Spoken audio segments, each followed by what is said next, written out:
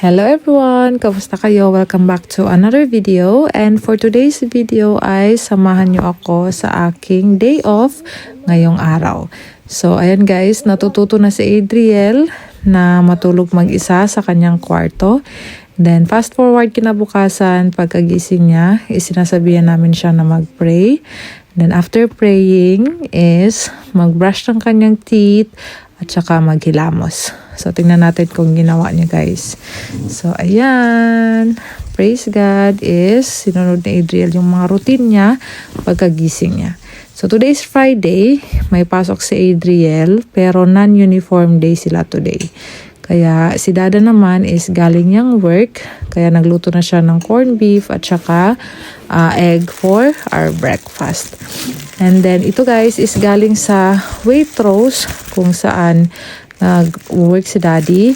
And mga libre lang to guys.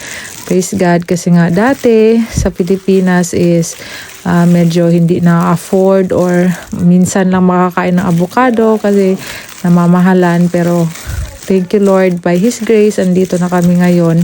And dito lang pala namin matitikman ang free na avocado. Then ayan, si Dada, paalis na sila ni Adriel, papuntang school. So ang layo ng bahay to school ni Adriel guys is nasa 15 minutes din na pagsacycling nila ni Dada. So pag alis ni Dada is ito na ang aking ginagawa. Hugas ng pinggan, mag-load ng labahin, magsampay. So, kung ano-ano na yung mga ginagawa ko dito guys. So, ngayon makulimlim pa. As you can see, wala pang araw. Ang mga 9 o'clock na to ng umaga guys. Then, after kong magsampay dyan is, nagwalis na din ako dito sa sala kasi itong sala, dito nilalagay ni Dada yung bike. So pag umaalis siya is may space talaga para malinisan na din siya.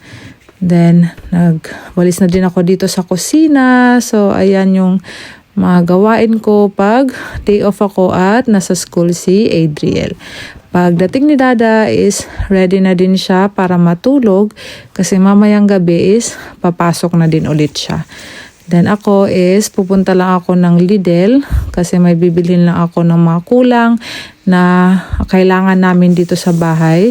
So ayan, gumalaw na din ako, nag-toothbrush at saka ayan na, nag-get ready with me. So ayan ang ating makeup for today. And before umalis is kumain lang ako nitong bami na niluto ko. And ito, papunta na tayo sa Lidl. Pag pupunta ng market guys is dapat may bit-bit na bag para hindi bumili ng bag pag nandun na sa Lidl. Kasi sayang din yung 30 pence kung marami namang bag sa bahay. Then, ito na yung una kong nabili, is ang aming bread dito sa bakery ng Lidl. Then, ito na ating mga napamili na mga pangangailangan sa bahay. And ito na lahat yung ating napamili guys. And ilalagay na natin siya sa ating paper bag. So, ayan. And then after that, fast forward, kinahaponan is nasundo na ni Dada si Adriel. At pag Friday, nagsistay konti si Adriel sa park. What happened to your kite? It broke it. Ano pala? Mayroon pala bukas sila doon. May event pala sila bukas. Bukas, 4 to 6. I just 4 to 6 played lang tayo Ash. kasi bukas. I just played Ash in the park. Then it's home time.